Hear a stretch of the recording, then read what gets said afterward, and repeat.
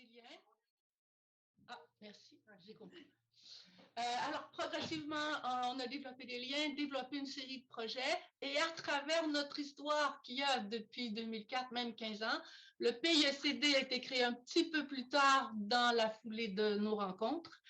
Et au Québec, pour aller faire une visite en France, obtenir les subventions requises, on nous avait demandé à l'UQAM, à l'Université du Québec à Montréal, de préparer une activité. Et de fil en aiguille, on a fait une semaine droit, citoyenneté, handicap à l'UQAM, qui était une semaine tripartite. Les collègues de France aussi sont venus et de Belgique à certaines reprises. Et ce programme-là, c'est un programme d'enseignement de deuxième cycle. C'était une semaine. La semaine qui était plus ou moins sous forme de colloque, de dialogue tripartite avec les personnes d'abord, le milieu de la recherche et le milieu de l'intervention. Donc, le programme s'est développé, c'est devenu un cours reconnu à l'UQAM comme un cours de deuxième cycle qui est maintenant intégré dans le cadre d'un programme, un programme cours de deuxième cycle d'une dizaine de crédits, 9 crédits.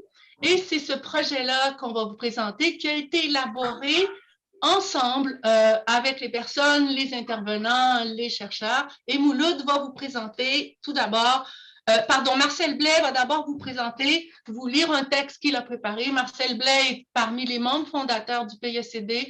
C'est une personne qui a été... Bonjour Biennale, bonjour Soleil Biennale, Biennale d'éducation. Le droit de parole ou prendre, exercer parole en déficience intellectuelle, entre guillemets, semble moins un droit qu'un privilège accordé à quiconque aime réfléchir et parler. De tout, de rien, mais de quelque chose à dire et transmettre au suivant.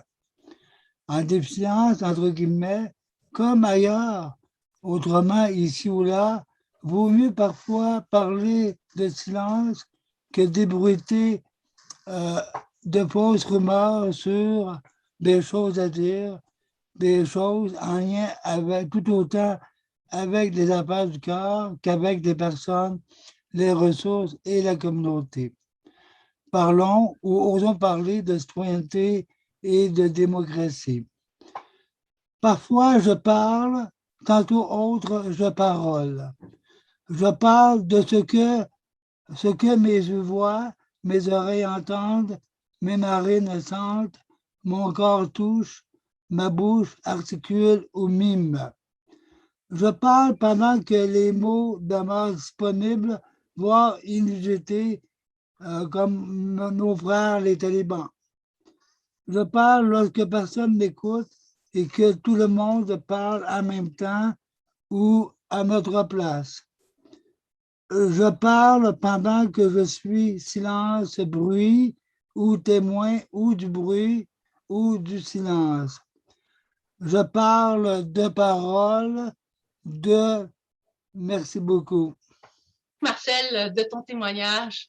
Marcel nous a rappelé souvent qu'on avait tendance, que les autres autour des personnes avaient tendance de parler à leur place et que c'était important d'avoir l'espace et la possibilité de parler et d'être entendu. Merci beaucoup, Marcel. On pourra en discuter un peu plus profondément tout à l'heure. Maintenant, vous êtes appelés à voir une vidéo que Mouloud Boukala et Véronique Leduc ont préparée dans le cadre du programme qui présente le programme de deuxième cycle. Donc, c'est handicap et sourds. Elles font partie du corps professoral, mais aussi des conférenciers, conférencières invités et bien sûr la population étudiante. Cette formation permet de développer des pratiques exemplaires relatives à la promotion des droits et à l'exercice de la citoyenneté, en se familiarisant avec plusieurs stratégies, des stratégies d'action, des stratégies d'intervention et des stratégies de recherche critique et émancipatoire.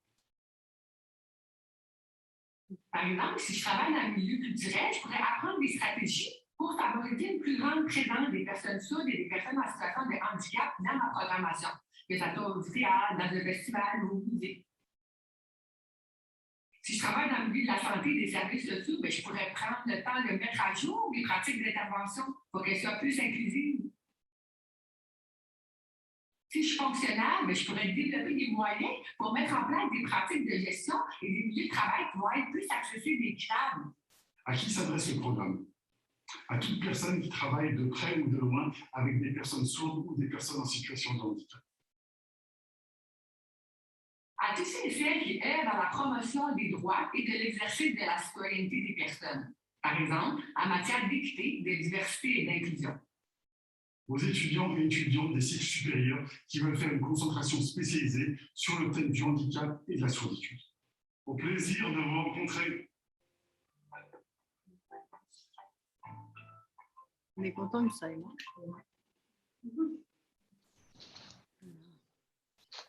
Voilà. Merci beaucoup. Alors, pour poursuivre notre présentation, on pourra, si vous voulez poser des questions, discuter, on pourra le faire à la fin de la séance. On avait prévu une présentation théâtrale.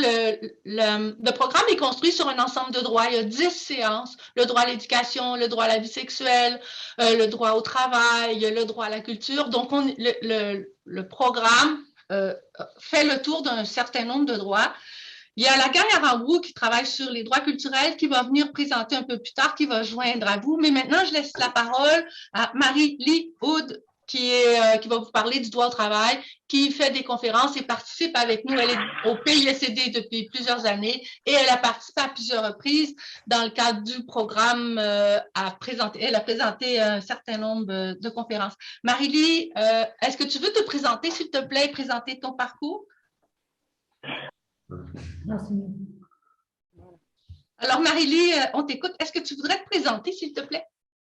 Oui, alors, je suis une personne qui vit avec une déficience sexuelle légère, avec beaucoup d'autonomie. Donc, comme ma voiture, je travaille, j'ai mon amoureux, je participe à des conférences avec les universités, quelques universités au Québec. Je m'implique beaucoup au niveau de l'inclusion sociale et socio-professionnelle des gens qui ont des limitations, donc des déficiences sexuelles, troubles du fait de l'autisme aussi.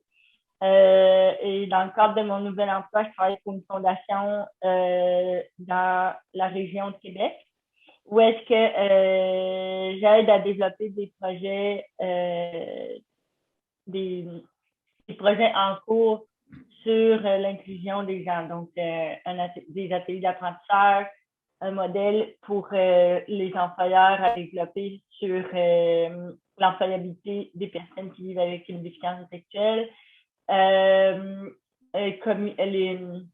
un projet d'habitation. Donc, c'est tous des projets reliés à l'inclusion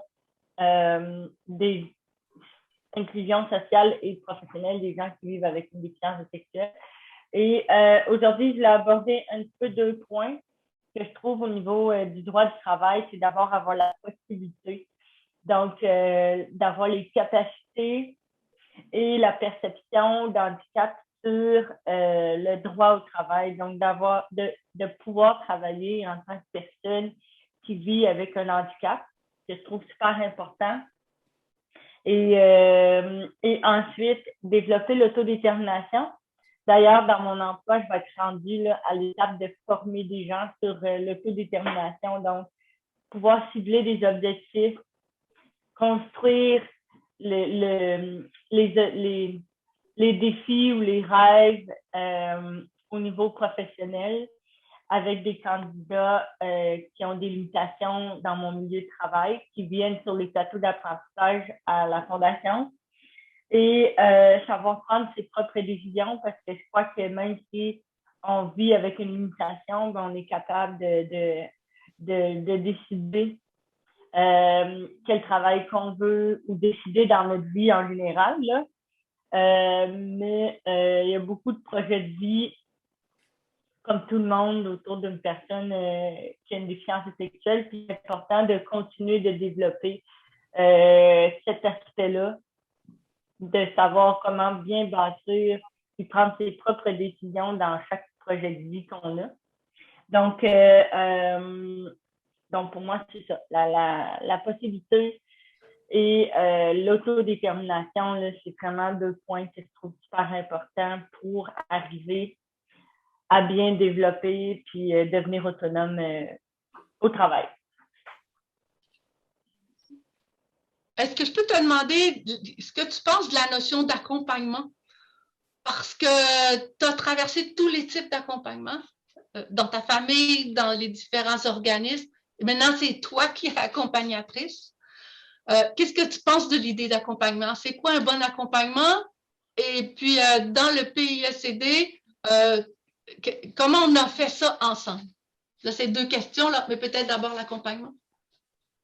L'accompagnement, c'est sûr que c'est quelque chose qui est toujours important. Hein? Il faut pas laisser les gens qui ont des limitations à eux-mêmes. Donc, c'est important de toujours être prêt, la famille, premier élément, les ressources professionnelles, des travailleurs sociaux, des éducateurs spécialisés, des psychologues, des professeurs, différents intervenants. Et puis, dans le PISCD, j'apporte beaucoup mon expérience, mon expertise et tout ça à travers l'équipe au niveau beaucoup du travail. Là, moi, je développe beaucoup dans ce sens-là. Oui, et on a des projets ensemble aussi. C'est que tu as tous les rôles finalement. Tu sais, l'accompagnement de ta mère, tu nous as souvent dit à quel point c'est important parce que tu as toujours encouragé aussi. À travers tout ça, tu as développé tes compétences. Toi-même, tu es devenue accompagnatrice. Donc, c'est à la fois une personne qui prend la parole, un intervenant du milieu de l'intervention parce que maintenant, tu t'encadres des stages, tu encadres du personnel. Et aussi, tu es en train de devenir chercheur et écrivaine parce qu'on a un projet de publication ensemble avec l'Université Laval sur un guide sur l'intégration au travail.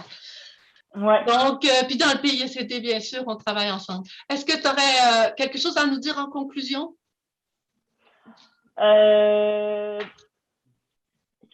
C'est de continuer, justement, l'inclusion, c'est quelque chose qui est très important, de ne pas se sentir oublié dans la société en général, mais dans toutes les sphères de la vie, l'autodétermination, c'est important. Donc, voilà. Merci beaucoup, Marie-Lie.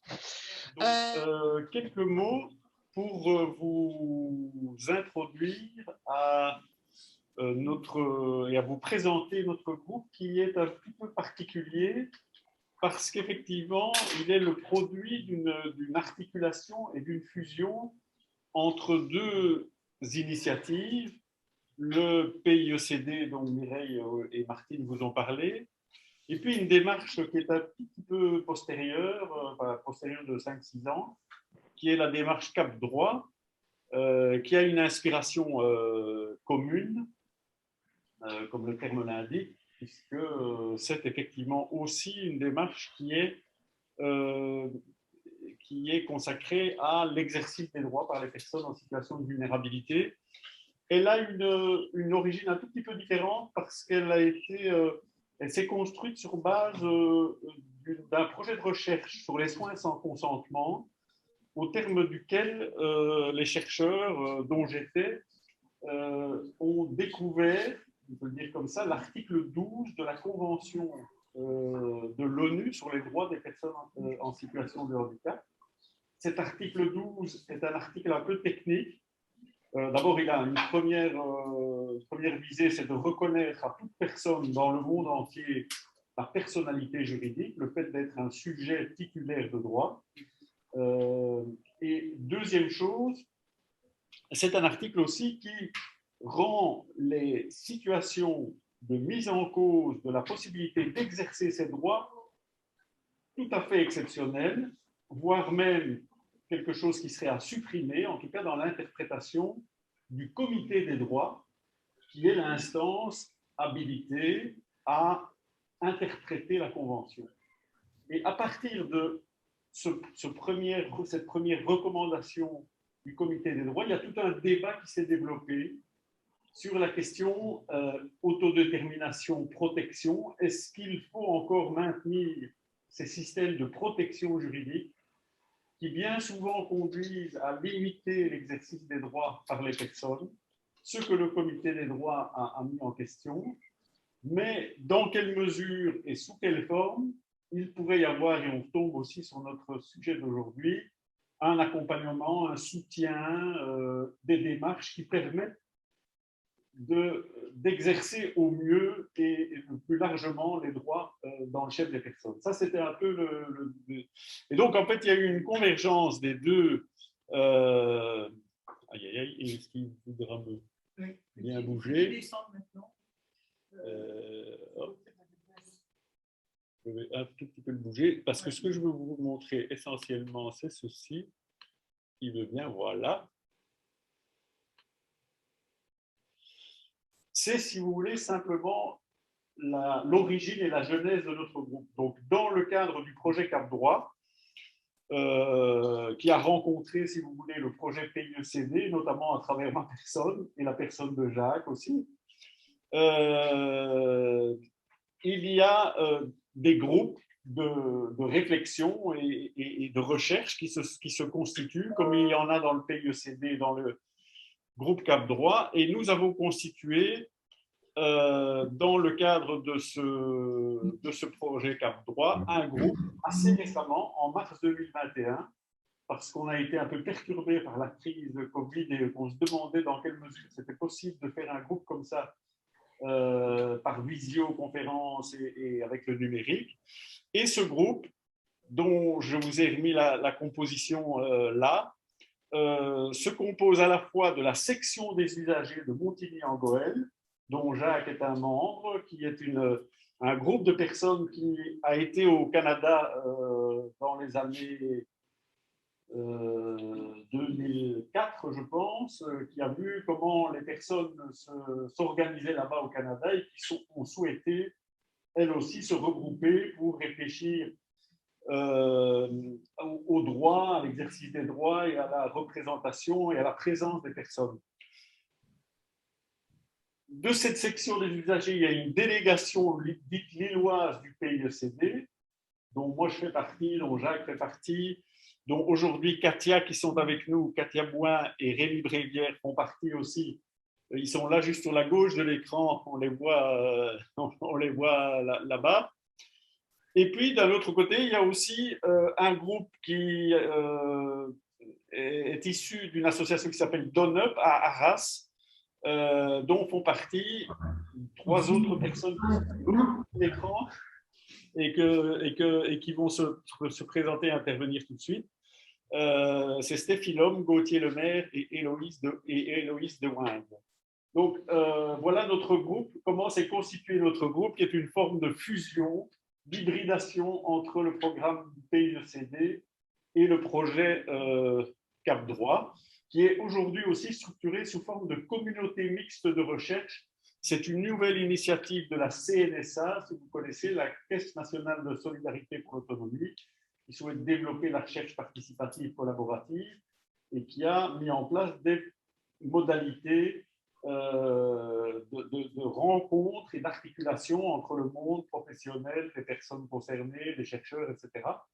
Et donc, le projet Cap Droit s'insère dans ce contexte-là. Alors, nous avons commencé nos réflexions, comme je vous ai dit, en mars. Là, je vous ai dit tout ça, donc je peux passer. On a commencé nos réflexions en mars 2021. Je vais admettre Michel Mercier de Belgique qui nous rejoint. Voilà. Bonjour Michel, si tu nous entends déjà. On a eu 3 réunions de travail autour d'un protocole que Cap Droit a un peu développé, de discussion autour de certaines notions comme celle de majorité, minorité, capacité, etc. On a commencé à réfléchir autour de cet article 19 sur la vie indépendante, sur l'autonomie et à partir des situations et d'expériences des personnes, on a réfléchi là autour. On a fait une première intervention à une conf CAP, comme on appelle ça dans le vocabulaire de Cap Droit, en juillet, et puis on s'est un peu préparé pour la réunion. Et la personne qui va un peu présenter la démarche du groupe, dans un premier temps, c'est Gauthier. Et donc, on a là-bas, à gauche de l'écran, Stéphie, Héloïse. Oui, on t'entend. D'accord. Alors, je vais faire la présentation avec Héloïse parce qu'elle m'a beaucoup aidé pour la présentation, la prochaine présentation que je vais vous faire.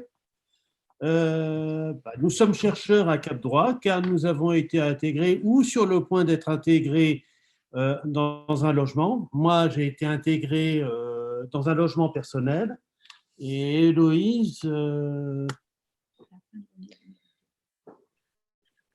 Je vais vivre une maison partagée au 29 rue d'Arras. Cette situation fait de nous des candidats idéaux pour être chercheurs au sein de Cap Droit. Le but de Cap Droit et de ces chercheurs est de capter et de débattre les problèmes que peuvent rencontrer les personnes souffrant d'handicap et de trouver des solutions ou des alternatives pour leur permettre de retrouver une certaine autonomie, que ce soit dans un milieu accompagné, par exemple en foyer, ou un logement partagé, ou même dans un logement en totale autonomie. Héloïse et moi, étant donné que nous sommes tous les deux dans le même cas. À toi. Cette réunion, on a voulu parler de l'accompagnement. Voilà. Alors, nous avons soulevé 2 points différents. Alors, nous avons déjà débattu sur d'autres choses, mais là, on va faire la dernière fournée, autant dire. Alors, le premier point, comment pensez-vous qu'il est important d'être accompagné pour être autonome? Pour nous, l'aide d'un service d'accompagnement à la vie sociale ou d'associations comme DoneUp, par exemple, sont importants pour l'autonomie. Les SAVS et les associations permettent des aides et des accompagnements et sont capables de prendre des mesures de protection afin de veiller sur le bien-être de ses adhérents. Par exemple, pour DoneUp, étant donné qu'on est intégré dedans, a pu nous aider déjà à trouver nos logements respectifs et aussi propose des activités utiles, comme par exemple… Les groupes de parole, les cuisinières et… Plein d'autres activités, des visites, un peu de tout. Que ce soit des activités ludiques, mais aussi des activités éducatives qui nous ont beaucoup aidés, comme par exemple la cuisine qui m'a permis de limiter un peu les surgelés, vous voyez. L'aide à la famille est aussi importante, mais sous condition que cette dernière soit très bien informée, soit capable d'orienter la personne handicapée. Pour ce qui est de notre cas, on a eu des cas un peu similaires, Héloïse et moi. Pour ma part, j'ai été intégré à DoneUp par le biais de mes parents. Ma mère est assistante sociale. Je souffre d'un… Comment ça s'appelle déjà ? Trouble du syndrome autistique. Voilà. Chercher le mot, ce n'est pas évident à trouver. Sans problème mentaux, mais enfin qui m'a beaucoup compliqué la vie. Ma mère est assistante sociale et a pu m'orienter vers DoneUp, étant donné qu'il connaissait très bien le directeur, M. Lalou. Et pour ce qui est Léonore, c'est surtout par le biais du bouche à oreille. Une des mères d'une amie d'Héloïse qui a orienté sa mère pour intégrer l'association. Donc, il n'est guère évident de trouver un organisme. Généralement, ça se fait.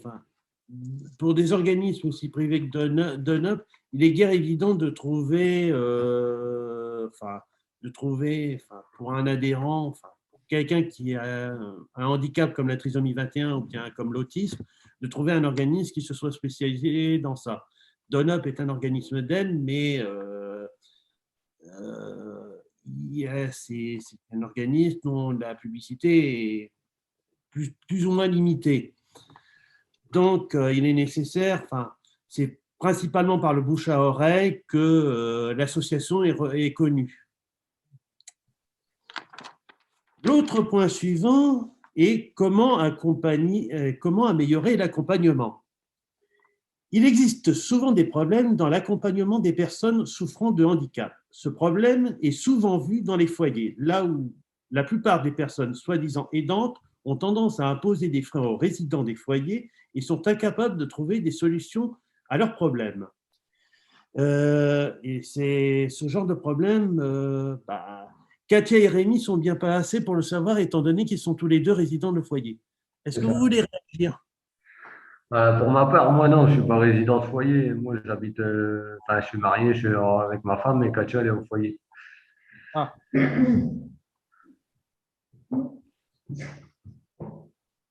Donc, vas-y, si tu veux. Est-ce que vous avez eu, est-ce que vous avez eu certains problèmes durant, pour trouver, par exemple, un emploi, une activité, poser une question à une personne? Non, ça a été plus dur pour le logement, pour trouver un logement, quoi. Mhm. D'autres choses, des activités? Si je pourrais dire. Pour le bout, ouais, pour le travail aussi, ça n'a pas été évident non plus. Parce que je veux dire, c'est vrai que pour rentrer dans un CAT, il faut attendre des années. Il y a du monde, hein, donc ça n'a pas été évident. Oui, de gros freins pour retrouver une activité de travail. Voilà. Peut-être Gauthier, si tu peux nous dire un peu les choses qu'on a un peu discutées la dernière fois sur l'accompagnement et les caractéristiques que l'accompagnement devrait avoir pour pouvoir… Oui, justement, les personnes qui doivent, et dont doivent avoir, comme par exemple, doivent savoir le sens de la communication et savoir comment orienter, premièrement. Secondement, prendre le temps d'écouter. Une conversation d'1 heure permet à l'éducateur de cerner dans les grandes lignes la personnalité de la personne qui doit aider. Faire preuve de respect envers son interlocuteur, mais aussi envers son handicap. Quatrièmement, qu'il soit capable de nous défendre et savoir agir en médiateur en cas de problème. Cinquièmement, être mieux formé, mais aussi disposer de meilleures armes de manière à pouvoir répondre aux questions ou aux demandes des résidents. Et enfin, dernièrement, savoir pouvoir donner des activités ou des apprentissages à la fois éducatifs et ludiques. C'est ça. Et c'est sur ces derniers mots que je termine mon exposé. Est-ce que Katia et Rémi se retrouvent bien dans la synthèse que fait Gauthier? Ouais, c'est ça. Ok. Ouais. C'est fortement ça. Ouais. Merci beaucoup. Et en fait, c'était un peu sur cette note-là qu'on voulait terminer pour entamer le débat qu'on aura tout à l'heure. Okay. Merci beaucoup à vous. Merci. De rien. Brièvement, l'intervention belgo-luxembourgeoise. Donc, est-ce que vous entendez? Vous m'entendez? Oui. Oui. Donc, on s'est arrangé pour aborder l'autodétermination dans différents domaines. Et donc, Tariq va aborder le problème de l'emploi à l'extérieur des ateliers protégés et donc l'emploi dans la vie ordinaire. Il va aborder aussi une expérience qui a été faite à l'Université catholique de Lille sur l'enseignement, mais il voudrait l'appliquer dans l'entreprise, donc travailler avec des accompagnateurs et des personnes concernées pour informer, sensibiliser les entreprises au travail des personnes en situation de handicap. Et alors, Béatrice, avec tout un groupe, va aborder le fait d'essayer de rendre facile à lire et facile à comprendre le langage juridique pour qu'en situation de droit, on s'inscrit peut-être un peu dans la ligne de cadre droit, en situation de droit et en situation juridique, les personnes aient une maîtrise sur le langage. Et Tariq me disait en préparant la séance que tout le droit du travail, c'est vrai que ça échappe aux personnes. Micro maintenant. Micro. Tariq, c'est nous. Donc voilà. Bonjour à Et tous. donc, Tariq Oui. va présenter avec qui il travaille, Béatrice va présenter avec qui elle travaille. Et donc, c'est vraiment bien articulé. Et la délégation belgo-luxembourgeoise fonctionne vraiment, vraiment bien. Elle s'était déjà rencontrée au Québec, elle s'était déjà rencontrée à l'île de la Réunion chez Simon qui est là. Et je suis heureux que Simon soit là avec Giovanni et un groupe aussi. Et donc voilà, Tariq et Béatrice, c'est à vous, je crois. Je m'appelle Laurent, bonjour. Je travaille donc pour la Ligue HMC dans le service du suivi professionnel. C'est un service qui prépare à travers des formations, qui accompagne et qui fait le suivi de salariés de la Ligue HMC vers l'extérieur de nos ateliers. Donc, on s'occupe du suivi de personnes engagées auprès d'entreprises. Si on peut vous donner des chiffres, ce sont 36 salariés au total. Ce sont 19 personnes qui ont un CDI avec l'entreprise dans laquelle ils sont engagés et 17 personnes qui sont engagées encore auprès de la Ligue HMC, mais qui sont sous convention de stage. Parmi ces 36 personnes, il y a 2 groupes de 20 personnes au total qui fonctionnent au sein d'une entreprise, mais qui ont un encadrant, 2 encadrants qui proviennent donc de la Ligue HMC. Pour vous donner des informations sur le type de formation que nous donnons, et c'est assez récent, c'est cette année qu'on a commencé ça, c'est-à-dire qu'avec des personnes intéressées, on définit ce qu'ils désirent et vers où est-ce qu'ils veulent aller. On définit avec eux leurs compétences professionnelles et sociales. On crée ensemble un curriculum vitae. On crée une ou des lettres de motivation. Et on les prépare en simulant des entretiens d'embauche.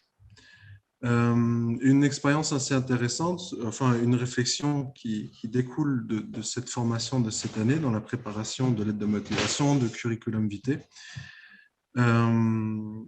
c'est qu'on l'année prochaine, on va se concentrer sur un curriculum et une lettre de motivation dans un format vidéo.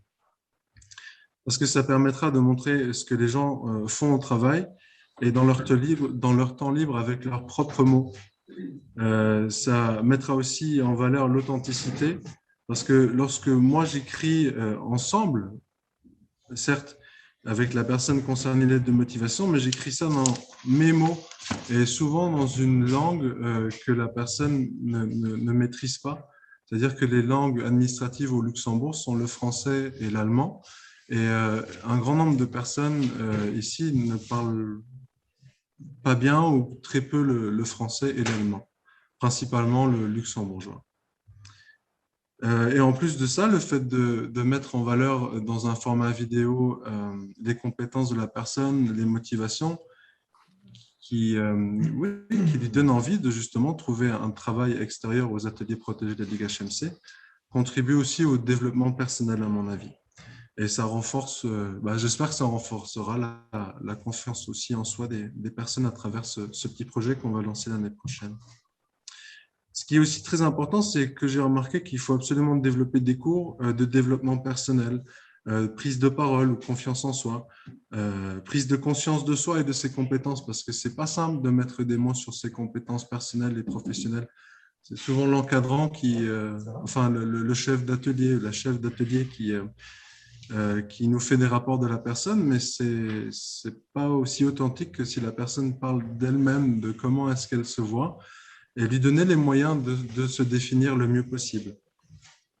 Donc, concrètement, sur le terrain, et donc ces 4 dernières années, on a réussi à mettre en place une vingtaine de stages.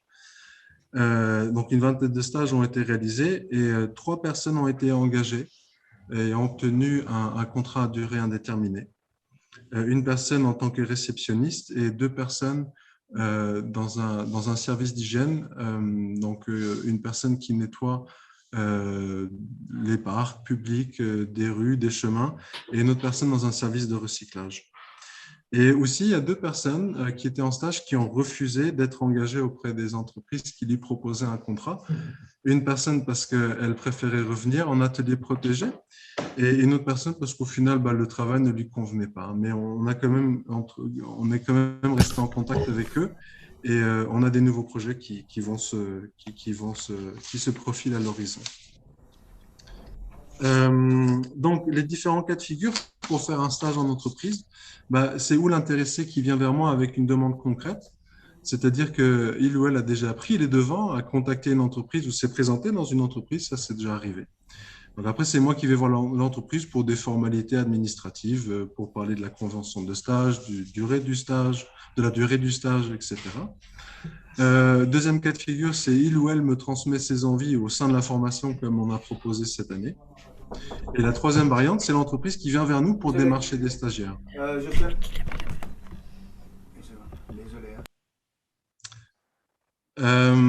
Pour en venir aux observations positives de ces 4 dernières années, bah, ce qui est très positif, c'est dans ces vingtaines de stages qui ont été proposés et réalisés, c'est le bonheur et le rayonnement que dégagent les stagiaires et l'évolution personnelle qu'ils vivent au niveau personnel tant que professionnel. Moi aussi, ce que j'apprécie, bah, c'est de quasiment jamais parler des déficiences des personnes. Je donne des informations utiles à l'employeur quant à l'état de santé. Si maintenant une personne a des faits ou un risque de faire des crises d'épilepsie, ça me semble être important de dire, mais mettre toujours l'accent sur ce qui ne va pas, c'est pas dans mon raisonnement. Donc, on parle des compétences et souvent, on organise, par exemple, quand une entreprise vient vers nous, on organise des réunions où les personnes intéressées viennent se présenter et parlent elles-mêmes de ce qu'elles font au travail, dans quel atelier est-ce qu'elles travaillent, etc., etc. Donc, on parle des compétences, de ce qu'ils ou elles savent faire et on ne se focalise pas sur les déficiences. Il y a aussi une prise de conscience de plus en plus grande de la société, que ce sont des personnes tout à fait capables et qui ont leur place dans la société et dans les entreprises. Donc, peu à peu, les clichés s'effacent. Et on est aussi soutenu par les médias, que ce soit par les journaux, par la télévision. On a eu l'occasion d'être interviewés, enfin, les personnes concernées ont eu l'occasion d'être interviewées et ça a fait le tour du Luxembourg. Il ne faut pas oublier qu'on est un petit pays qui fait 81 km de long sur 50 de large et que bah, le bouche à oreille, en plus des médias, bah, ont aussi leur impact sur le travail réalisé sur le terrain. Et 20 stages proposés en 4 ans, 3 engagements définitifs, on a quand même des promesses d'embauche qui existent. Donc, ça dépend au sein des entreprises des départs à la retraite, par exemple, qui vont se réaliser là très prochainement. Je suis au courant d'une entreprise avec laquelle on travaille qui nous ont promis des engagements pour l'année prochaine. Et aussi, il y a certaines entreprises qui s'agrandissent, qui proposent des nouveaux services et voilà, qui pourront accueillir tôt ou tard des nouvelles personnes au sein de leur entreprise. Ce qui est positif aussi, c'est de travailler avec les familles ou les acteurs qui sont autour de la personne et qui contribuent à la mise en confiance de la personne, mais pas que la mise en confiance de la personne, parce qu'il faut aussi essayer de les rassurer. On remarque bien que les parents ou les acteurs autour de la personne ont certaines craintes, certaines peurs qui sont tout à fait justifiées. Et on a aussi tout intérêt, et on continue de garder un échange important avec eux pour soutenir la personne qui désire justement sortir d'une institution, si je peux le dire, fermée. Parce qu'au Luxembourg, on appelait ça encore il y a quelques années de ça, des ateliers protégés. Donc, les ateliers de travail sont des ateliers protégés. Et de nos jours, on appelle ça des ateliers d'inclusion professionnelle.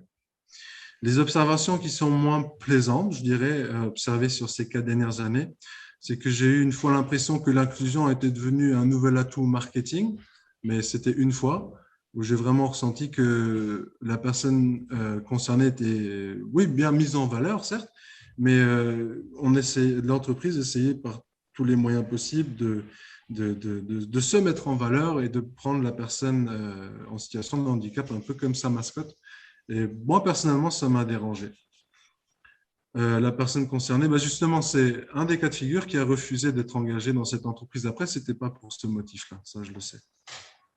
J'ai aussi un cas de figure où le chef d'équipe, bah voilà, il y a parfois des gens qui manquent de sincérité ou qui ne respectent pas la structure de travail cohérente ou qui n'ont pas une communication respectueuse et bienveillante. Et là, on a beau essayer de faire le mieux possible, on n'est pas toujours à 100% sur le terrain. On fait de notre mieux pour faire passer le message et d'expliquer comment est-ce qu'on pourrait mieux faire les choses, mais ça dépend toujours de la personne elle-même, si elle en a envie ou pas. Voilà. La politique aussi a son mot à dire au Luxembourg. Donc, quand une entreprise, quand un patron d'entreprise a encore un conseil d'administration au-dessus de lui et que lui aimerait bien engager la personne, mais qu'il a le conseil d'administration qui est au-dessus d'elle et qui dans ses dossiers connaît un tel qui connaît un tel et qui aimerait rendre service à une personne qu'il aimerait engager, là, on peut aussi éventuellement passer à la trappe, quoi. Et le relationnel joue aussi. Le relationnel peut être… enfin, les relations au niveau du travail ont des atouts, mais aussi parfois des défauts dans ce cas-là. Il y a aussi un point important que j'aimerais rapidement aborder, c'est les quotas au Luxembourg. Là, je vais vous lire quelques phrases que j'ai copié-collé du site de l'Agence de l'emploi du Luxembourg. Donc, les établissements publics luxembourgeois, donc tout ce qui est étatique et communes, chemin de fer, des entreprises publiques, sont tenus d'employer à temps plein des salariés reconnus salariés en situation de handicap dans la proportion de 5% de leur effectif total. Ce sont aussi eux qui engagent le plus de personnes en situation de handicap parce que ce sont eux qui obtiennent les plus grosses enveloppes, je dirais, annuelles. Les entreprises privées qui occupent au moins 25 salariés sont tenues d'employer à temps plein au moins un salarié en situation de handicap. 50 salariés sont tenus d'employer à temps plein des salariés en situation de handicap dans la proportion d'au moins 2% de leur effectif total. Une entreprise de 300 salariés est tenue d'employer à temps plein des salariés en situation de handicap dans la proportion d'au moins 4% de son effectif total. Il y a des sanctions qui sont prévues pour les employeurs qui ne s'y tiennent pas, mais qui ne sont pas respectées. Après, mon avis personnel, c'est que ce n'est pas dans la sanction qu'on réussira à convaincre qui que ce soit. Mais en tout cas, pour vous citer les sanctions, c'est si l'employeur embauche un nombre… déjà, ça, c'est une plus-value. Si l'employeur embauche un nombre plus élevé de salariés en situation de handicap que ce à quoi il est assujetti, il sera exempté de la part patronale des charges de sécurité sociale. Donc ça, c'est, je peux dire, si on peut dire comme ça, une faveur que l'État fait aux employeurs qui agissent de la sorte. Et en cas de refus d'un employeur privé d'embaucher le quota obligatoire de salariés handicapés, il devra verser au Trésor public pour chaque salarié en situation de handicap non embauché une taxe de compensation équivalent à 50% du salaire social minimum, aussi longtemps que dure le refus d'embauche. Et une petite info, le salaire social minimum luxembourgeois s'élève à 2200 € brut par mois. Mais il n'y a rien qui se passe à ce niveau-là, en tout cas pour l'instant. C'est que théorique, en tout cas. Les conclusions, en tout cas, la première, c'est de donner plus de moyens à ce genre de service comme celui dans lequel je travaille au niveau institutionnel, parce que là aussi, je pourrais… Pas tout est mauvais, hein, mais je suis actuellement seul. On est à deux, mais pour l'instant, je suis plus seul à m'occuper de tout ça, de tous les projets Tariq va aussi… Enfin, non, je me reprends, mais en tout cas, il y a des exemples à donner.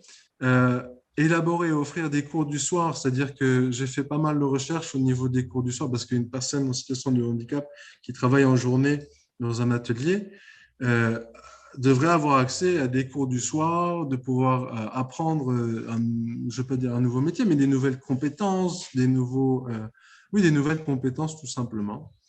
Et aucun des apprentissages, même en cours de formation, n'est adapté, que ce soit au niveau théorique, au niveau des cours, aux personnes à besoins spécifiques, tout simplement.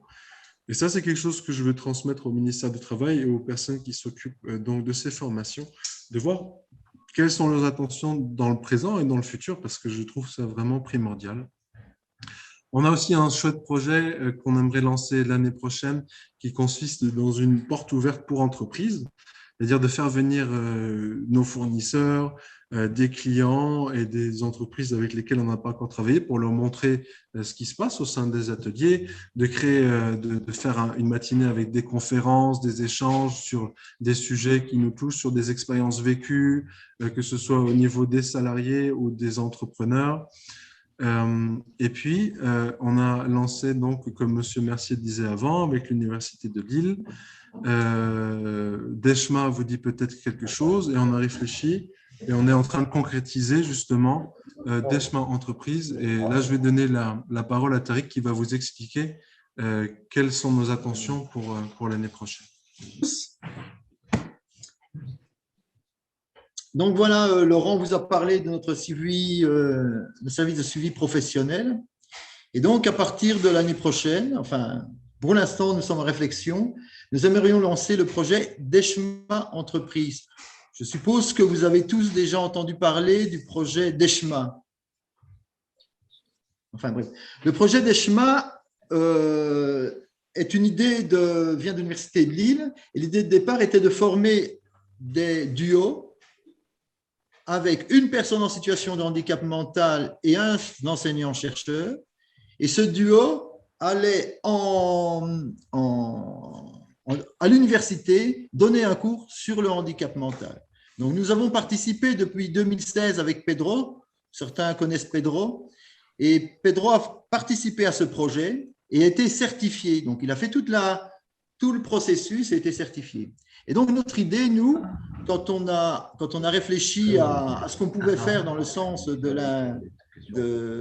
l'intégration, de l'inclusion des personnes en situation de handicap en entreprise, c'était de recréer le projet d'ESHMA, mais projet d'ESHMA en entreprise. Donc, ce serait aussi de nouveau recréer un duo entre une personne en situation de handicap et une personne issue de l'entreprise. Ce duo serait formé à la formation et irait redonner ce cours-là dans l'entreprise d'où provient la personne qui forme le duo. Et donc, l'idée, c'est de parler de l'handicap dans l'entreprise. Essayer de casser les représentations qu'on a du handicap, basées souvent sur l'incompétence, l'incapacité, et dire, voilà, nous, personnes en situation de handicap, nous sommes capables de quelque chose, nous sommes capables de venir travailler chez vous. Actuellement, nous sommes déjà pas mal avancés dans la réflexion. Nous en sommes à la demande de subvention et nous espérons franchement commencer en février 2022. Mais tout semble parfait pour pouvoir commencer à tenir les délais, en fait. Voilà. Un petit film qui présente l'atelier dans lequel travaillent très bien. Alistair et Nicolas, voilà. Et Nicolas, oui. Et après le petit film qui dure 1 minute 29, ils pourront vous expliqueront en gros ce qu'ils font. Voilà, en fait, je présente 30 secondes d'atelier. Donc, c'est l'atelier dans lequel travaillent Nicolas et Alistair. C'est un atelier d'inclusion professionnelle. Et l'idée de cet atelier-là, c'est un atelier de tri de recyclage. Donc, nous travaillons pour des entreprises luxembourgeoises et même pour des privés. Nous réceptionnons leurs déchets et nous trions les déchets valorisables et les non valorisables. Et puis voilà. Et c'est un atelier qui permet aussi, qui est un tremplin aussi pour un travail en milieu ordinaire. Parce que ce genre d'atelier ne demande pas beaucoup de savoir-faire. Et donc, il y a une demande énorme à l'extérieur pour ce genre de travail. Et donc, on peut estimer que ce genre d'atelier, c'est un tremplin aussi pour l'extérieur. D'ailleurs, on a Alistair ici derrière qui a fait un stage de 9 mois en entreprise et on a d'autres personnes qui sont venues chez nous, qui sont, après avoir travaillé quelques mois chez nous, sorties pour aller travailler à l'extérieur. Voilà. Donc, dans cet atelier-là, on peut passer le petit film, là. Ah ouais. Il est passé le film, hein? Tu le vois pas? Alors, comme vous avez vu, on fait du démontage, hein, mais on fait aussi du recyclage, du bois d'allumage. On travaille pour une entreprise de supermarché assez connue en Belgique, même Deleuze. Puis on travaille, on vend notre petit bois à cette firme. On travaille pour des privés, on travaille pour des communes, on travaille pour qui veut nous donner leurs déchets. Voilà. Donc, Nicolas, qu'est-ce qu'il fait? Qu'est-ce que tu fais? Viens ici. Vas-y. Qu'est-ce que tu fais comme travail? Du tri. Du tri de quoi? Plastique. Et puis? Et ISTA. Oui, mais ISTA, qu'est-ce que c'est ça, ISTA? Des compteurs d'eau. Voilà. Donc, on reçoit des compteurs d'eau et nos compteurs d'eau sont démontés et on revend le laiton. Et c'est Nicolas qui est responsable de ce travail. Et à côté, vous avez Alistair. Alistair. Qu'est-ce que tu fais, toi, Alistair? Plastique, carton et démontage. Démontage de matériel électronique. Voilà. Voilà. Et maintenant, on a Tariq. Oui. Qui suis ben non, moi, je suis responsable de l'atelier, de cet atelier, Voilà. dans lequel travaillent Alistair et Nicolas. Nous sommes en tout 16. 16. Voilà. Voilà. Chaque personne ici travaille dans l'atelier est salarié de la Ligue. Voilà. Donc, ils ont un contrat de travail avec la Ligue. Voilà. Très bien. Merci. Voilà. La SBL vis-à-vis présente. J'ai coupé le. Attends. Alors, le son, il est à fond. Hein. Ouais.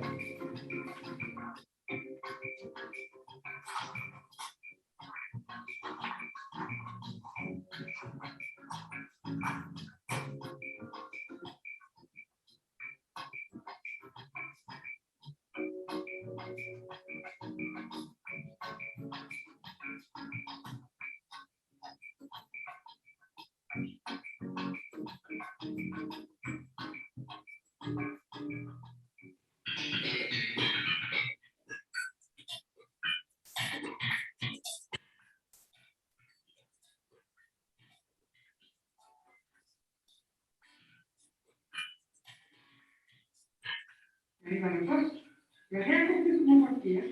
Quand je dis que l'attente sociale, je vais aller mieux parce que je ne vais pas aller à la poste quand je ne sais pas. Mais je dois montrer, ils ont compris. Je ne sais pas comment ils écrivent les gens sociaux. Moi, je ne connais pas leur écriture.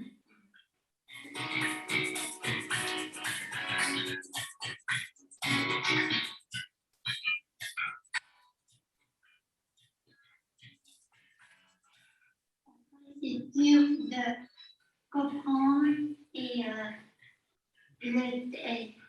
C'est plus dur pour nous comprendre parce que déjà on a un problème. Et pour eux, ça va être compliqué pour faire les lettres. Pour vous, qu'est-ce qui pourrait vous aider à mieux comprendre les documents que vos avocats vous envoient? Donna. moi, j'ai écrit et puis je fais ça à côté. D'accord, donc à côté du mot, on fera un dessin? D'accord. Nickel. Il faut quand même expliquer un mot. Ok. Viola. Moi, je ne comprends pas le jargon des avocats. Il faudrait écrire plus simple. Plus simple. Ok. Maîtresse Pépin.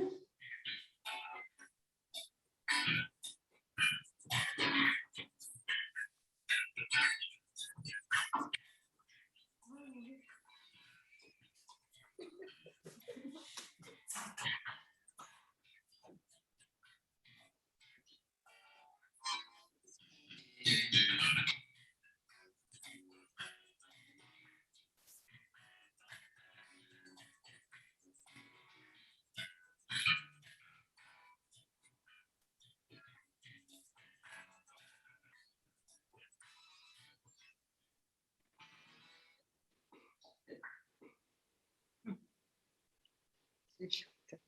Ouais, c'est chouette. Alors, ici. Oui, oui, comme ça on vous entend. J'ai eu la chance que Marie-Martine faisait de l'audio description parce que pour les non-voyants. Au niveau du son, effectivement, c'était un peu compliqué. Mais C'est très donc, visuel. Oui. C'est très visuel, donc il faudrait vraiment de l'audio description si on veut que ça soit accessible aux non-voyants. Donc, mais Oui. ça peut se faire. Hein.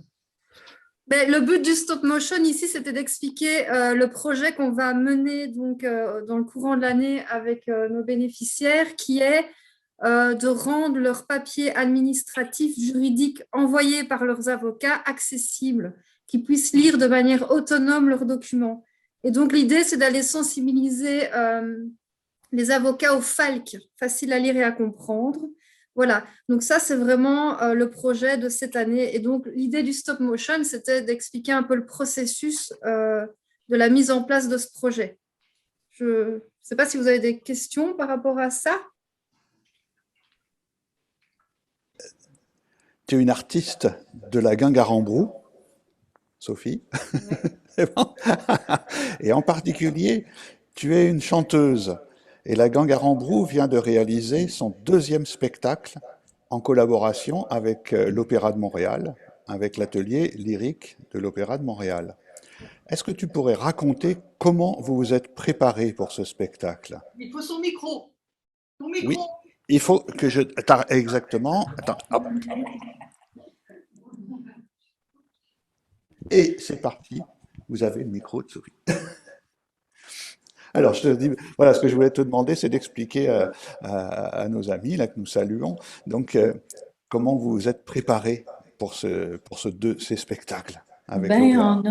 On a visionné des vidéos qui étaient faciles à chanter. Puis, des extraits d'opéra? Des extraits d'opéra. Puis on en a choisi quelques-uns. Puis une composition, c'est ça. Puis 3 d'opéra.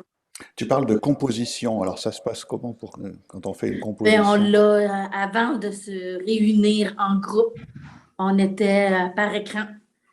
Et puis, c'est là que notre professeur de chant nous a dit « Ah, il va y avoir un 2e opéra. » Ah, cool.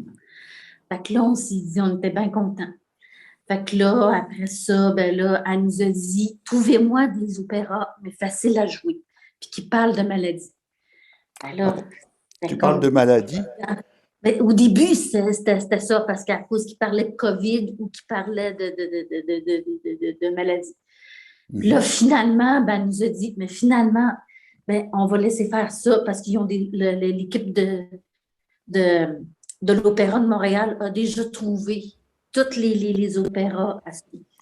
Est-ce que tu pourrais préciser quel est le titre du spectacle là, qui a été monté? Foucan COVID. Voilà, donc c'était vraiment sur cette thématique là, du Covid. Peut-être on pourrait rentrer un peu plus dans le détail en disant comment vous avez travaillé avec les chanteuses de l'opéra. Je pense en particulier à Catherine et à Rose.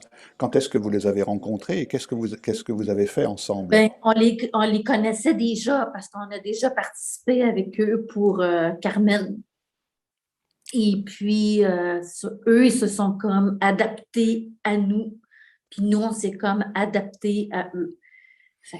Tu dis adaptés à nous, adaptés à eux, ça veut dire quoi? Comme, comment je pourrais bien expliquer ça? Ils se sont comme habitués un petit peu à nous, là, juste pour certaines chansons et tout ça. Là, Et quand tu dis nous, on s'est adapté à eux, est-ce que tu peux préciser qu'est-ce que toi, par exemple, tu as changé dans ta manière de chanter depuis que vous avez travaillé ensemble? Ben, elle nous donnait des petits trucs. Il nous a comme dit, oh non, non, non, ça, faites pas ça, ça, on va le faire, ça, on va plus faire ça, monte un petit peu plus la voix, ça comme ça.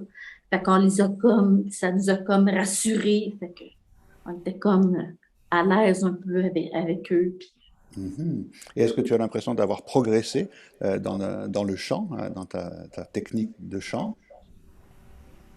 Non. Pas spécialement. Pas spécialement, non.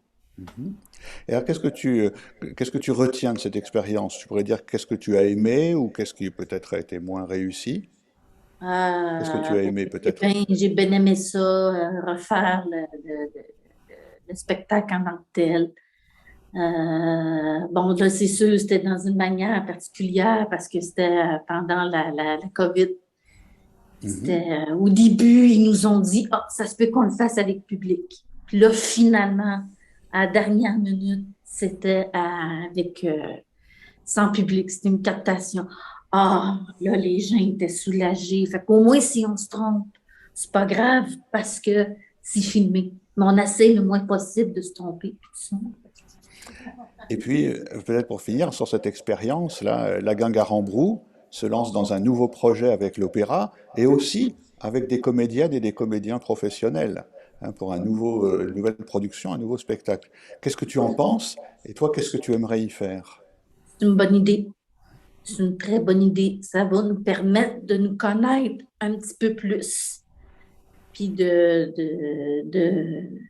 de voir comment les comédiens vont réagir avec nous, puis tout ça, là.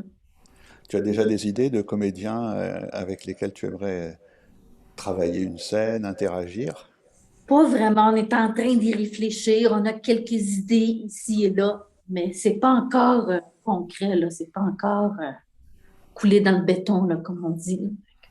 Donc ça va être une nouvelle expérience avec d'autres professionnels du spectacle, hein, l'opéra d'une part, et les professionnels on pourrait dire du cinéma, de la télévision, là, hein, les comédiens. Donc c'est vraiment extrêmement intéressant. Alors on va se tourner maintenant vers Suzanne Beaulieu, qui est la grande organisatrice de ces affaires-là. Puis tu pourras peut-être compléter, Sophie. Alors Suzanne, est-ce que tu pourrais intervenir peut-être pour situer ce dont on vient de parler dans l'ensemble des projets de la Gang à Rambrou? Oui, bien, à la Gang à Rambrou, on a une équipe d'artistes professionnels qui œuvrent avec les participants qu'on appelle des artistes apprenants. Il n'y a pas d'intervenants comme tel engagés par la Gang à Rambrou. Nous, ce qu'on voit, c'est le jumelage entre des artistes qui partagent avec nos participants leur expertise et c'est réciproque parce que les participants ont aussi une expertise et se sont développés comme artistes et ont beaucoup de choses à nous dire et à nous transmettre. Merci, Suzanne. Alors, je crois qu'il faut être bref. Moi, je ne sais pas que personne ne me fait signe au point de vue du temps dont on dispose, mais je voudrais vous signaler que nous avons, dans le cadre de ce deuxième projet, eu le désir de monter une formation, un accompagnement que j'ai eu le privilège de réaliser, on peut dire, qui a abouti à la création d'un site web partageant, on pourrait dire, nos bons coups, hein, sur le site. Et d'ores et déjà sur le site, en plus de tout le travail, on pourrait dire, de la médiation artistique tel qu'il est décrit, avec des petites capsules vidéo prises dans les ateliers, vous verrez qui ont été réalisées par l'équipe de l'Opéra de Montréal pour présenter le premier spectacle qui avait été monté, donc qui s'appelle Prends garde à toi, et qui est une adaptation de certains airs de l'opéra Carmen autour de la thématique discutée dans le cadre de l'organisme, de l'intimidation, dont sont malheureusement très souvent victimes les personnes accueillies ici. Donc voilà pour le petit tour d'horizon de la magnifique aventure que nous partageons à la Gang à Rambrou.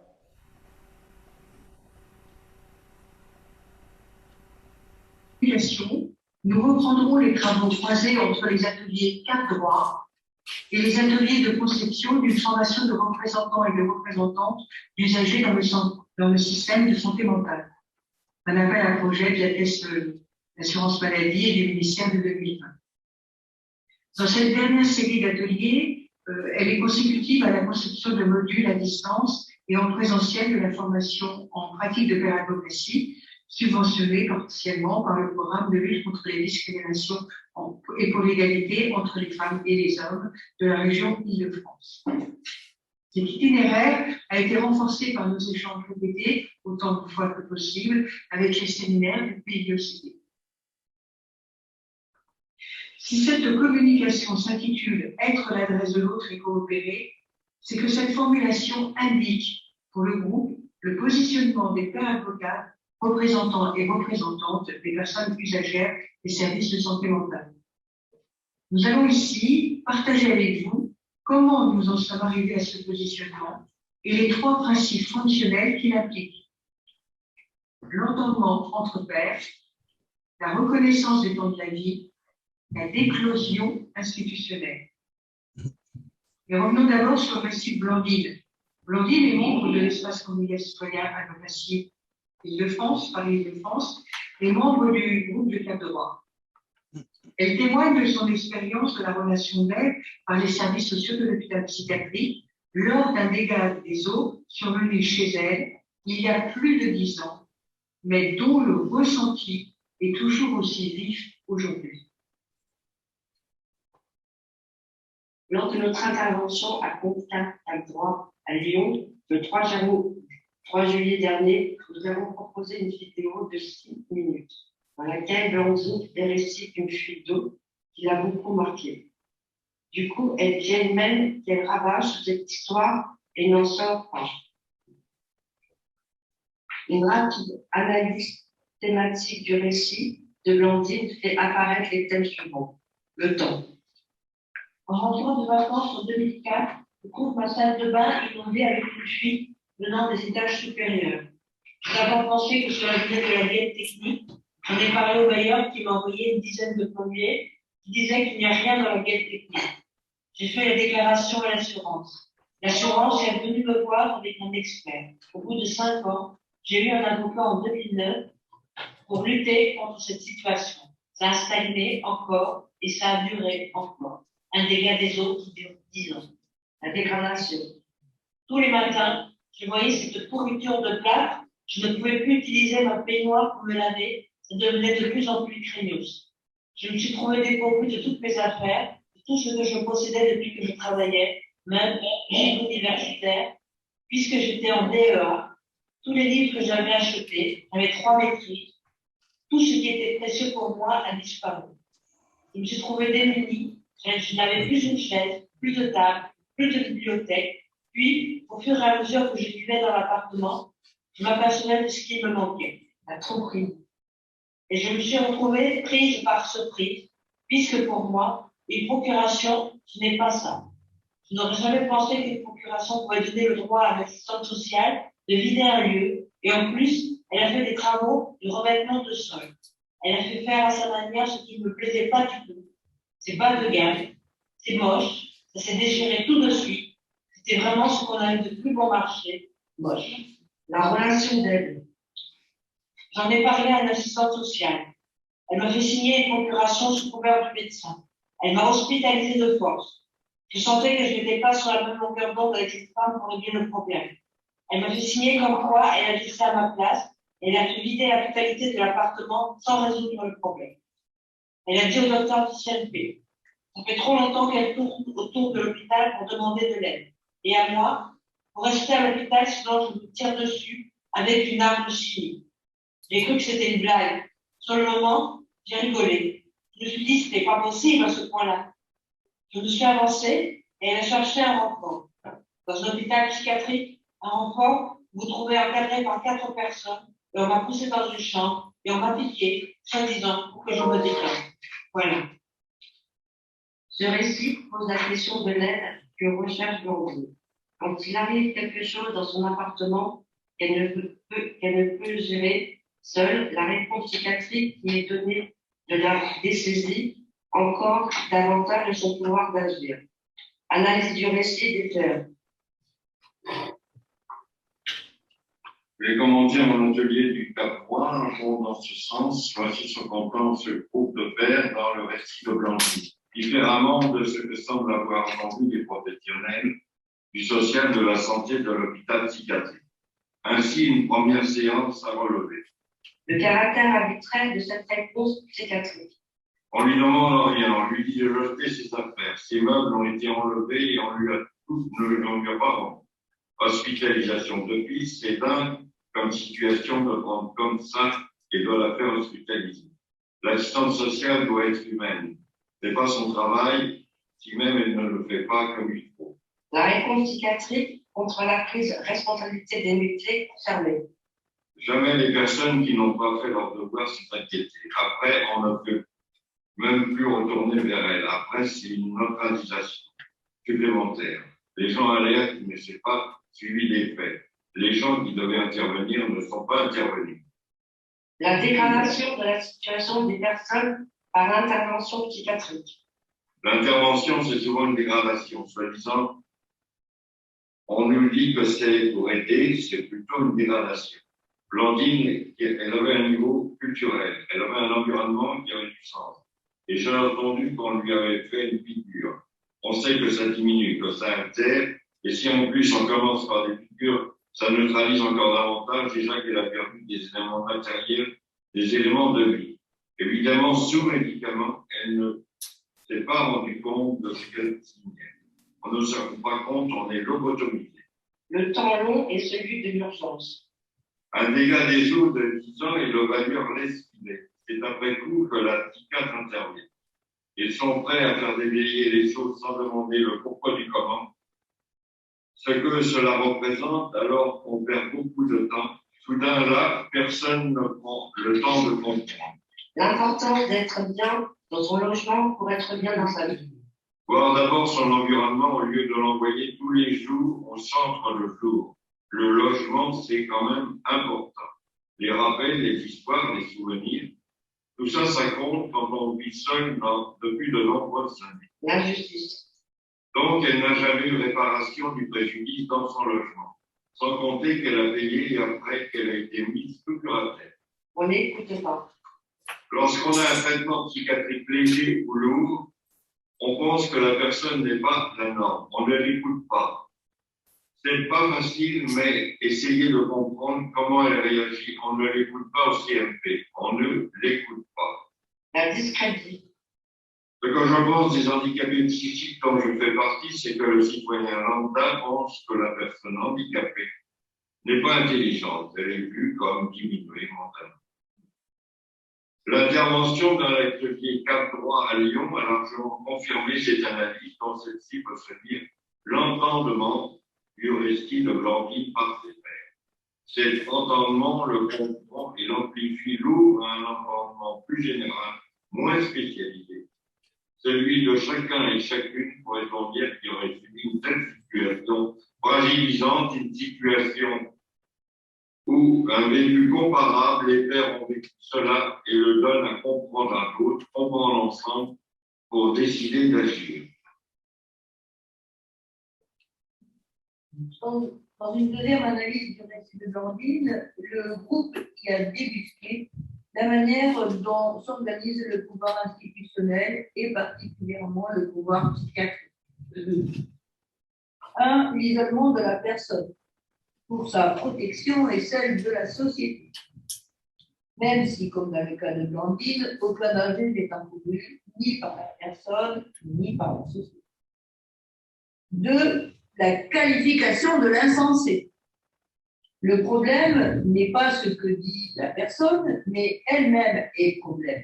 En formation de advocacy, nous avons construit une série de modules portant sur la description systémique des situations problèmes, précisément pour signifier que ce n'est pas la personne qui est problème, mais bien l'interaction entre elle et son environnement qui occasionne le problème. 3. L'intervention en urgence. Court-circuit dans le temps de la personne en agissant dans l'urgence et prendre le contrôle de sa vie. Ceci explique la rénovation difficile des lieux dits de soins psychiatriques vers un élément accès aux droits humains des personnes ayant recours à ces services. De sujets de droit, elles deviennent objets de contrôle. Arrivée là, suite à un traumatisme quel qu'il soit, elle ne sera jamais victime. Son itinéraire de vie n'est plus que psychiatrique. Son logement n'est plus le sien. Ses livres et ses écrits ont été jetés.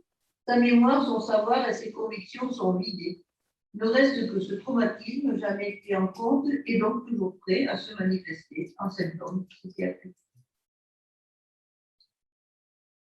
Entre pairs, cette prise de conscience souligne la nécessaire prise de place, de rôle et de parole dans ces services afin d'interroger et d'oublier ce pouvoir normatif jusqu'à ce que la loi et les droits humains s'y substituent. Aussi, une troisième séance débouche sur cette affirmation, être l'adresse de l'autre et coopérer.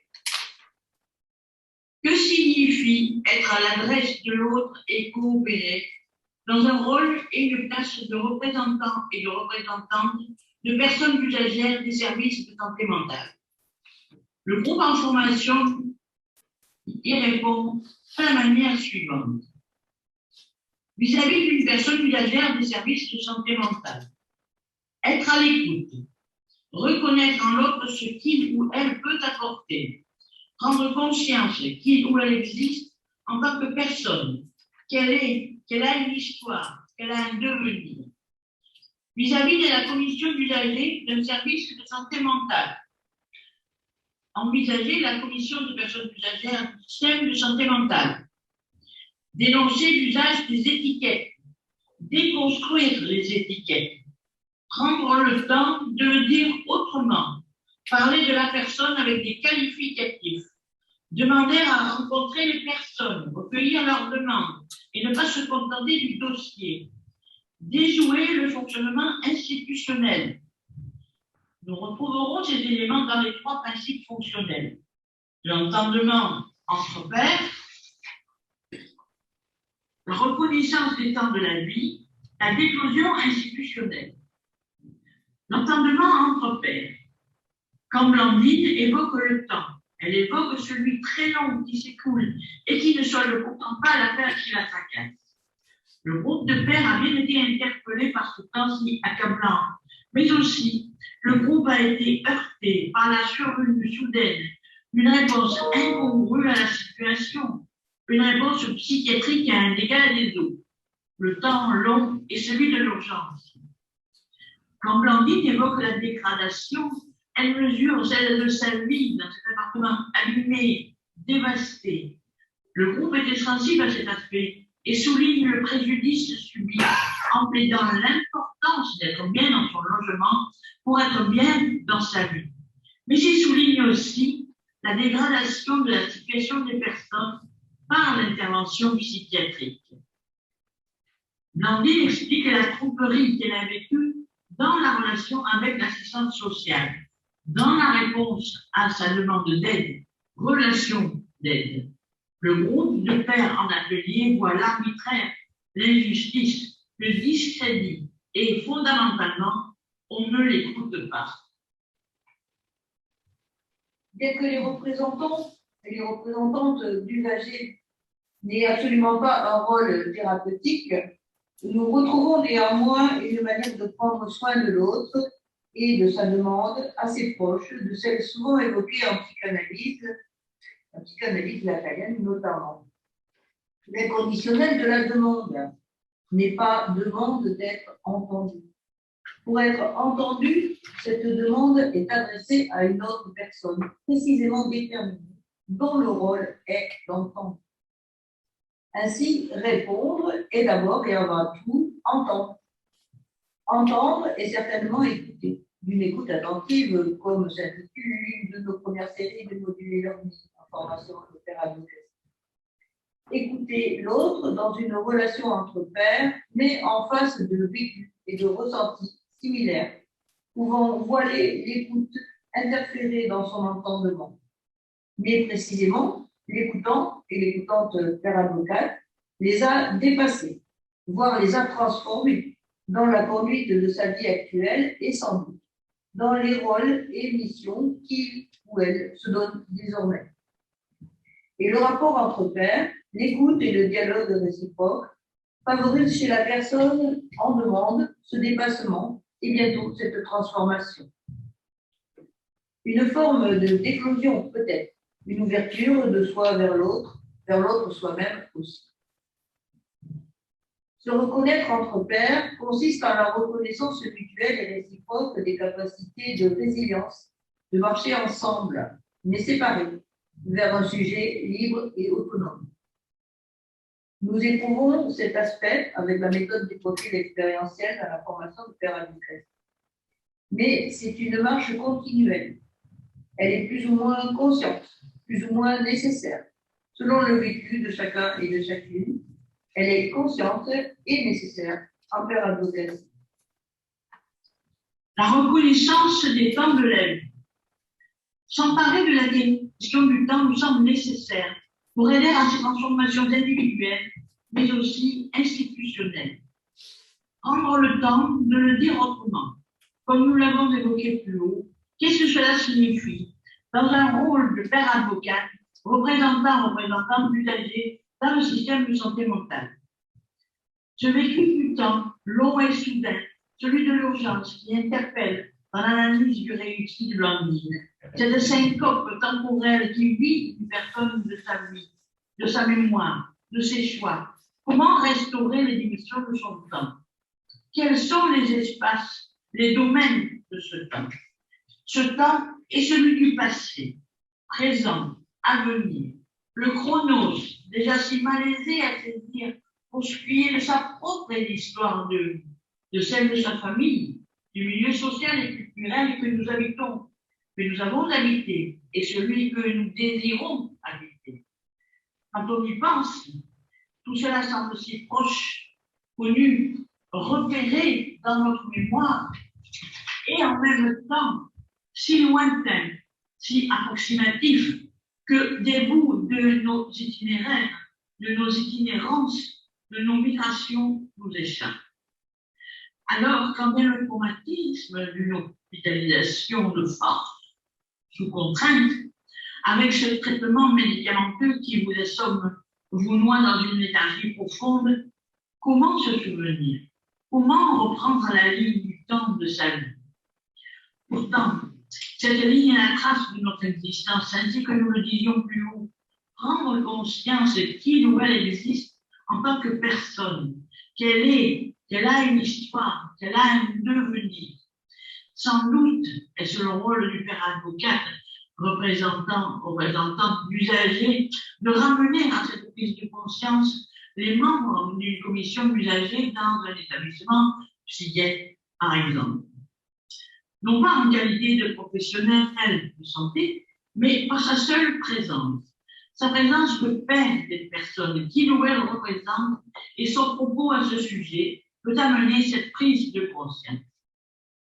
Dans le groupe de pères entend le récit de Blandine, il retient la trace matérielle de cette ligne de vie, de cette histoire chronos, logique, qui fait sens, le sens d'une vie. Il l'amplifie, comme nous l'avons dit plus haut, il fait écho à la parole de la personne. Et pour tenir ce rôle, le ou la père avocate a permis à la personne de ressaisir ce mouvement qu'il a placé hors de sa ligne de vie, afin qu'elle-même puisse reconnaître ce qu'est sa vie, ce qui fait sa vie, et qui, cette fois, est immatériel, plutôt existentiel, le temps et l'espace pendant lequel elle crée sa vie. Pas mesurable, ce temps de la vie, mais une dimension de soi à reconnaître pour vivre ce que l'on est et le faire reconnaître également. Partant de là, c'est le kairos, la décision qui engage le devenir, le bon acte au bon moment, qui trace la suite de l'histoire. Pour Blandine, cette étape demeure incertaine, tant qu'il reste encore à sortir de cette zone psychiatrique qui l'enferme, et dans laquelle elle s'enferme aussi, comme il a colonisé. Si l'on suit le raisonnement de Fanon, quand il appelle à une déclosion institutionnelle et des personnes institutionnalisées, forcluses, professionnelles comme patients, patientes, tout comme la société dans son ensemble qui pense et agit selon cette culture coloniale et patriarcale. Les pères avocates, représentantes d'usagers, marchant vers une vie mais autonome, peuvent-elles faire une brèche dans cette forteresse et entraîner cette déclosion? Leur place et le rôle de la commission en commission d'usagers servirait alors cette fonction d'ouverture qui ferait que l'institution serait garante des droits des usagers, non pas en plus de ses missions premières, telles que celles de soigner, d'accueillir, d'accompagner, mais justement pour les accomplir. C'est nécessairement ce qui est en marche dans l'utopie d'un monde inclusif.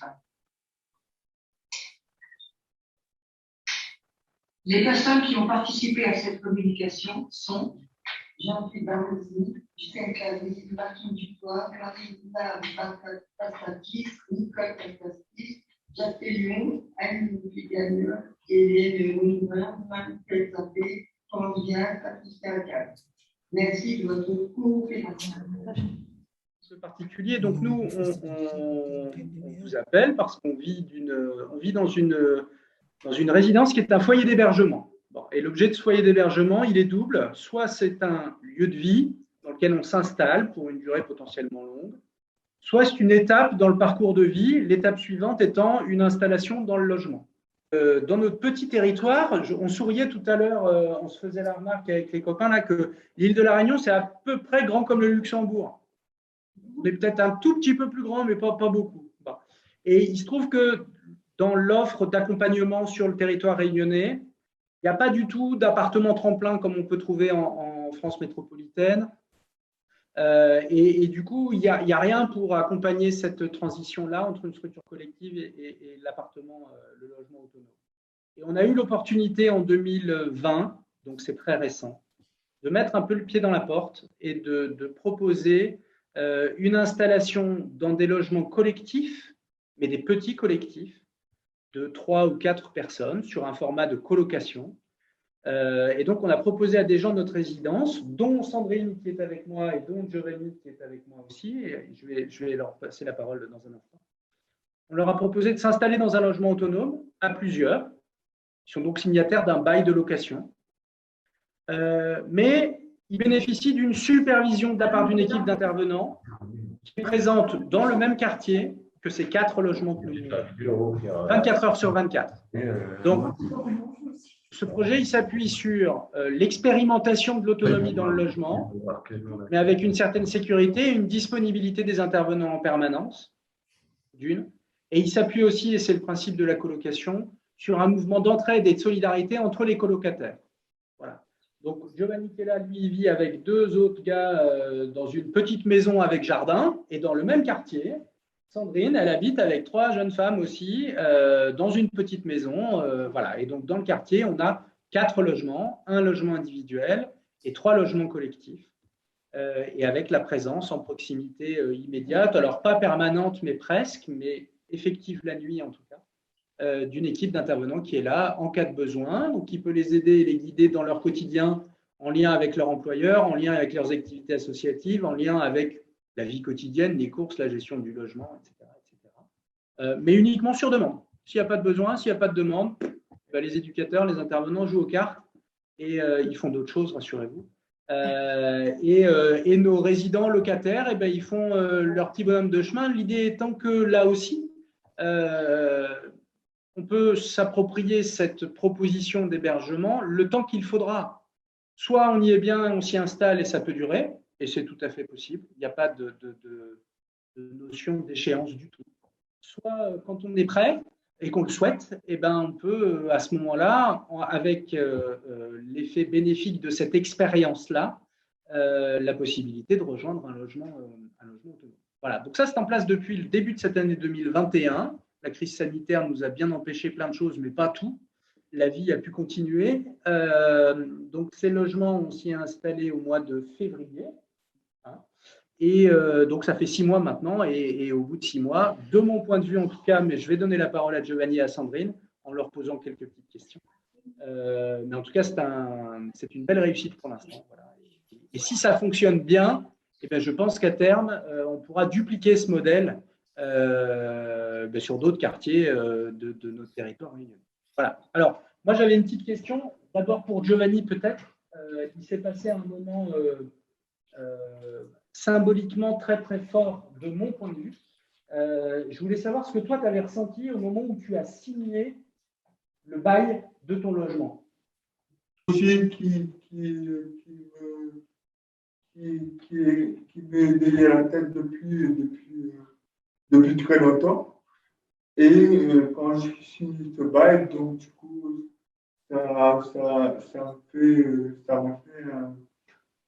un truc, un chaud au cœur pour faire un petit pas, entre guillemets, habiter dans un logement autour des gens, des voisins,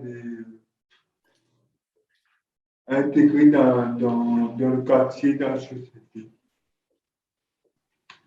Bon, voilà. Ok. Et alors, un des trucs, toi, Giovanni, qui te pesait à la résidence, c'était d'avoir 30 personnes avec toi qui vivent au même endroit. Hein, le collectif, ça te pesait vraiment. Là, du coup, tu ne vis pas tout seul, tu vis avec tes 2 compères. Et comment tu le vis?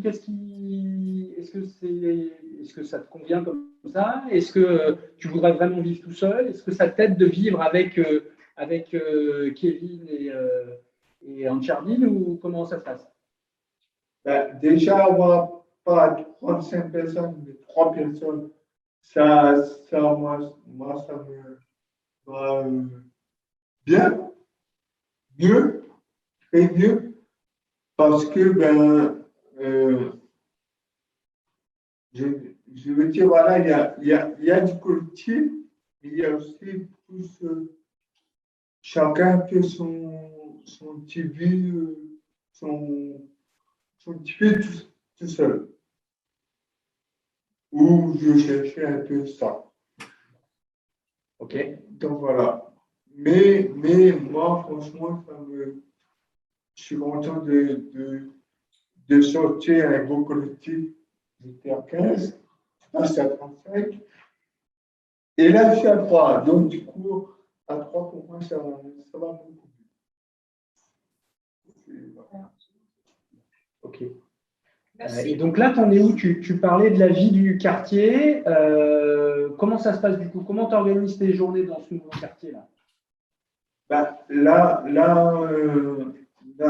on a mis on commence à mettre des petites choses en place. Là, c'est le Covid qui nous un petit peu déjà agrée. Mais voilà, on commence à chercher les éducateurs, ben, les activités de mettre en place, qu'est-ce que sont les projets de chacun, c'est quoi que le résident veut pour sa vie un peu plus tard. Donc, précisément, parce qu'en fait, pour nous, entre guillemets, c'est un pas pour aller, entre guillemets, d'un lancement, avoir son propre appartement, avoir son truc. Mais voilà, c'est des activités sont doucement en place. Et avec, ben là, ça fait le mois de février, là on est en septembre. Donc on s'habitue à la vie du quartier, à l'animation, à prendre des contacts avec des gens. Voilà, donc chacun en est là à tisser un petit peu son réseau, à construire son réseau pour ses activités à partir de ce nouveau lieu de vie, parce que ça voulait dire quand même changer de commune. Hein, donc vous avez déménagé là d'une vingtaine de kilomètres à peu près. Voilà. Bon. Juste une dernière petite question pour… Simon, on va vous frustrer parce que là, on finit à la nuit et on voudrait juste… Non, vous ne nous frustrez pas. Il n'y a pas de souci. Merci beaucoup, en tout cas, pour ces échanges et ces témoignages particulièrement poignants cet après-midi. Donc, merci. Donc, en tout cas, c'est une discussion, il nous reste peu de temps, mais je pense que en fait, ce qui était vraiment significatif cet après-midi, c'est qu'on a vu vraiment différents types.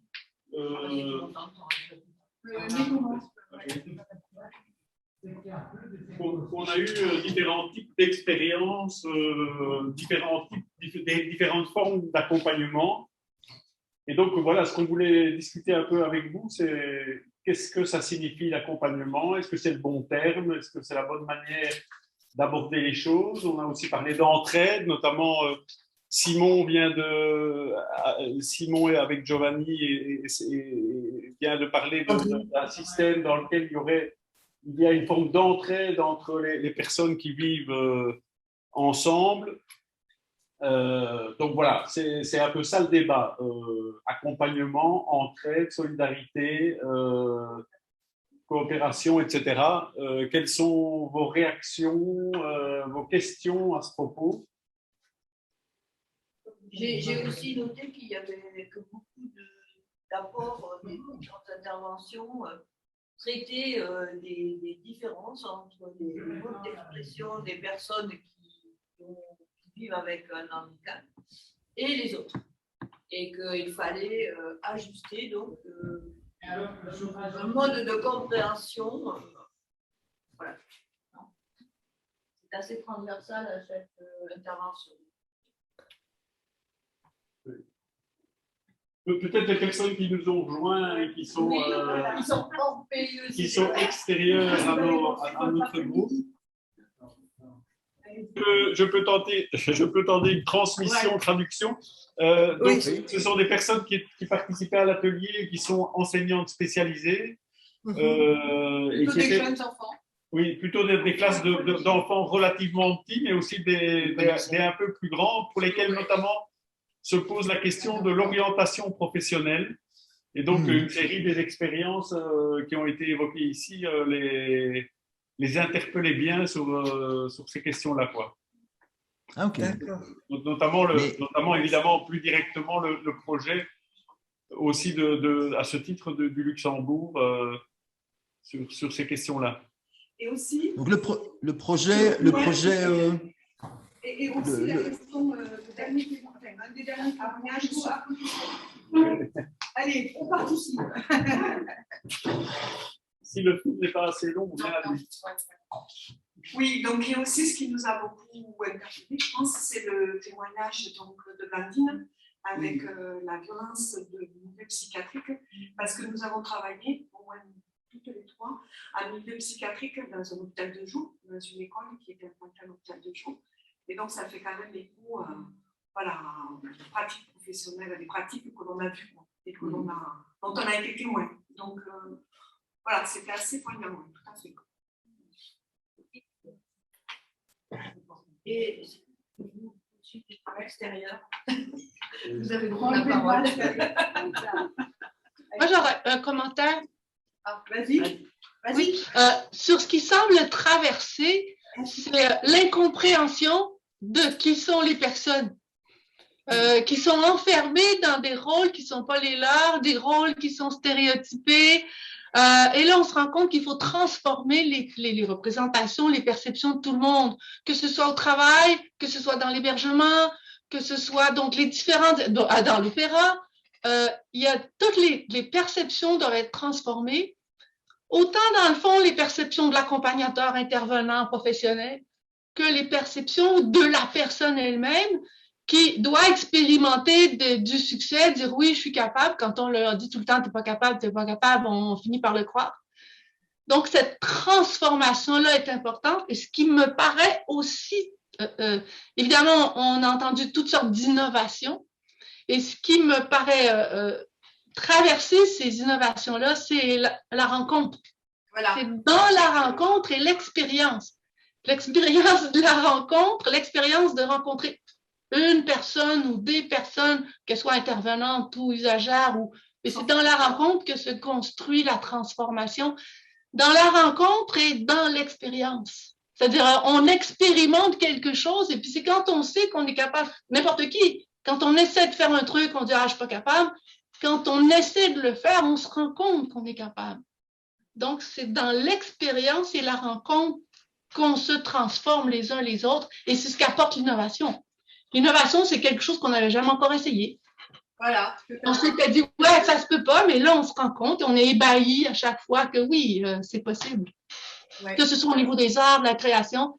Et là, moi, ce que je trouve passionnant, c'est qu'on arrive à des choses nouvelles. Je travaillais dans ce réseau-là pendant quelques décennies. On arrive vraiment à des choses nouvelles qui font apparaître de l'opéra, qui font apparaître. Autrefois, ça n'aurait été même pas pensé comme abordable. Alors, merci à tous, c'est très intéressant. Et pour rebondir par rapport à ce que tu dis, moi j'ai une petite histoire à vous raconter. Quand on a lancé l'atelier de recyclage, on était en contact avec une entreprise très connue dans le monde des ascenseurs, Schindler. Ils devaient nous amener leurs déchets. Et les premières semaines, on n'a pas eu un technicien qui est venu.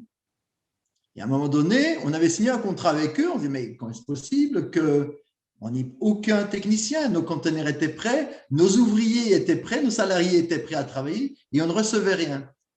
Je contacte le responsable, qui lui ne comprend pas non plus. Et après une petite enquête, on se rend compte que les techniciens n'osaient pas venir chez nous. Ils avaient peur. Ils avaient peur. Ils se demandaient dans quoi ils allaient tomber. Et après quelques années maintenant, j'en parlais encore avec un collègue ici, il y a un technicien de Schindler qui vient livrer son matériel et c'était « Salut Albert, salut Alistair, salut Nicolas, ça va? Et toi Michel, ça va ?» Et donc, il y a un lien qui s'est créé. Et l'image que ces gens-là avaient du handicap a complètement changé. Et par rapport à ce que tu dis, la rencontre fait la transformation, entraîne la transformation. Sans cette rencontre-là, il n'y a pas possible de changement, il n'y a aucun changement possible. C'est le projet d'Eshma, c'est le projet de Laurent, c'est le projet de la Réunion, rencontrer les autres, sortir. Et c'est ça, je crois que la clé est là. Et il y a madame. Pardon. Vous aurez le mot de la fin. Bonjour à toutes et à tous, et puis merci pour ces témoignages. Alors, moi, pour être brève, il y a un point que j'ai retenu, c'est à travers le récit de Blandine, la question du temps, du rapport au temps. Et ce rapport au temps, moi, ça m'a fait penser à la question des rythmes. J'accompagne des professionnels en analyse de la pratique dans le milieu médico-social et dans d'autres milieux aussi, et on le retrouve, c'est pas lié qu'à la question du handicap, c'est lié à l'homme et la femme aujourd'hui dans le monde dans lequel nous vivons. Et ce que je constate, c'est que la pression des rythmes est une violence qui pèse sur les personnes qui sont moins en capacité, et pour moi ça ne se limite pas à la question du handicap, j'insiste, qui sont moins en capacité à résister à cette pression-là. Donc je trouve que dans la notion d'accompagnement, il y a quand même quelque chose autour du rythme, et ça a à voir avec les conditions d'accueil au travail, dans le loisir, dans la vie culturelle, en fait, d'une façon générale. Et je trouve que les rythmes forment une forme d'oppression. Voilà. Eh bien, Je crois qu'il faut pour donner un exemple concret à votre interpellation, voilà. On va devoir effectivement clôturer. Et nous, par exemple, qui ont eu la chance, mais aussi les contraintes de la vie réelle plus numérique, Jacques et moi notamment, on va devoir vous quitter pour reprendre le train. On a été très heureux de vous retrouver cet après-midi. Merci. Et on espère à une prochaine. Merci. Ouais.